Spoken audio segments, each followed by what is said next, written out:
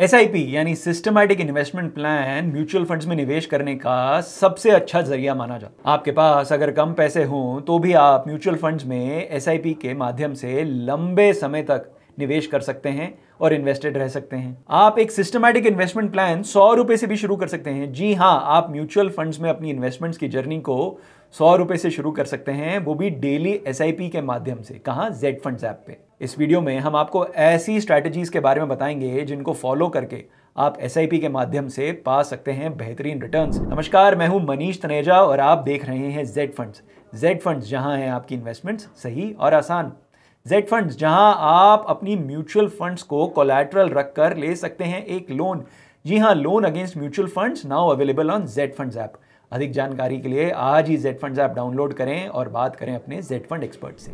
आइए अब आपको बताते हैं उन स्ट्रैटेजीज के बारे में जिनको फॉलो करके आप एसआईपी के माध्यम से पा सकते हैं बेहतरीन रिटर्न्स। अगर मैं आपसे पूछूं कि निवेश के लिए सबसे जरूरी क्या है, तो आप में से कईयों का जवाब होगा कि निवेश के लिए जरूरी है पैसा। अगर पैसा ही नहीं है, बचत ही नहीं है, तो सेविंग्स कैसे करेंगे, इन्वेस्ट कैसे करेंगे? लेकिन निवेश के लिए जितना जरूरी पैसा है, उससे ज्यादा जरूरी है समय, और ये समय ही हमें पहली स्ट्रैटेजी बताता है। आप जितनी लंबी अवधि के लिए इन्वेस्ट करेंगे एसआईपी के माध्यम से, उतना ही बेहतर रिटर्न आएगा। अगर आप अपने 20s में हैं तो ये आपकी इन्वेस्टमेंट्स के लिए गोल्डन एज है, क्योंकि आपके पास कॉर्पस बनाने के लिए एक लंबी अवधि है। आप अगले 35-40 साल तक एसआईपी रन कर सकते हैं और 10-15 साल दूर अपने फाइनेंशियल गोल्स को आसानी से अचीव कर सकते हैं। फिर ये फाइनेंशियल गोल्स हों, शादी, बच्चों की पढ़ाई या घर खरीदना, गाड़ी खरीदना, इन सारे फाइनेंशियल गोल्स के लिए आप जितनी लंबी अवधि तक सिप चलाएंगे, उतना बड़ा आपका कॉर्पस होगा। म्यूचुअल फंड में आप जितनी जल्दी एसआईपी शुरू करते हैं, एवरेजिंग और कंपाउंडिंग के मिश्रण से आपका कॉर्पस बेहतरीन हो जाता है।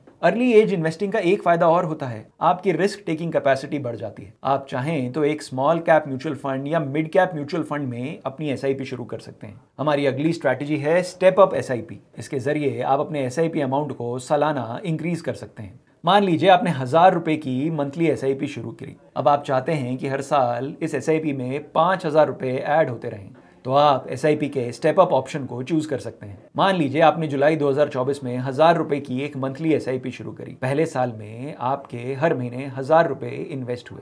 जुलाई 2025 में अपने आप ये एसआईपी बढ़ के 1500 रुपए हो जाएगी और जुलाई 2026 में स्टेप अप एसआईपी 2000 रुपए की हो जाएगी।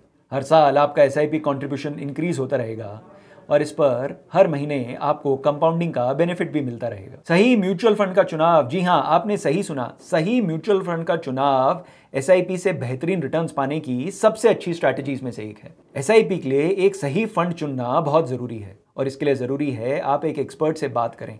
एक्सपर्ट आपको बताएगा इन म्यूचुअल फंड स्कीम्स का पास्ट रिकॉर्ड, क्या है करंट फंड मैनेजमेंट स्ट्रैटेजी और क्या रिटर्न्स एक्सपेक्ट कर सकते हैं आप एक अच्छी म्यूचुअल फंड स्कीम से। इस सारी जानकारी के लिए एक एक्सपर्ट से बात करें, एक जेड फंड एक्सपर्ट से बात करें। एक्सपर्ट ये भी बताएगा कि आप एक ही कैटेगरी की, एक ही स्ट्रैटेजी वाली म्यूचुअल फंड स्कीम्स में तो इन्वेस्ट नहीं कर रहे।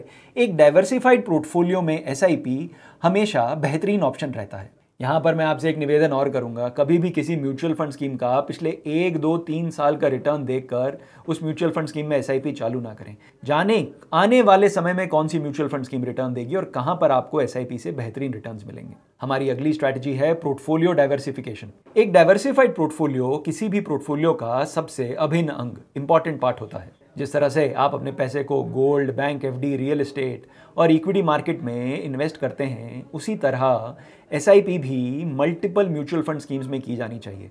हर तरह की म्यूचुअल फंड स्कीम, जैसे large cap, mid cap, small cap, multi cap mutual fund scheme. एक ही म्यूचुअल फंड स्कीम में एसआईपी चलाकर या एक ही कैटेगरी की म्यूचुअल फंड स्कीम में एसआईपी चलाकर हो सकता है आपके रिटर्न्स आपके फाइनेंशियल गोल्स को नहीं अचीव करवा पाएं। एक ही तरह की म्यूचुअल फंड स्कीम में इन्वेस्ट करने से आप ओवरलैपिंग के शिकार हो जाएंगे। जी हाँ, एक ही तरह की म्यूचुअल फंड स्कीम होगी तो उन्हीं स्टॉक्स में मल्टीपल फंड मैनेजर्स इन्वेस्ट करेंगे। बेहतर यह होगा कि आप अलग अलग तरह की म्यूचुअल फंड स्कीम्स में एसआईपी करें।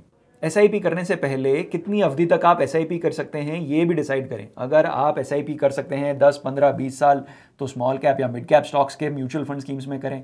और अगर आप एसआईपी करना चाहते हैं 3-4 साल के लिए, तो लार्ज कैप फंड्स या फ्लेक्सी कैप फंड्स अच्छा ऑप्शन होते हैं। उतार चढ़ाव शेयर मार्केट का एक नियम है। कभी कभी एसआईपी जब चल रही होती है, मौका मिलता है, जब बाजार गिरा हुआ है, तो उसमें थोड़ा सा लमसम टॉपअप करने का।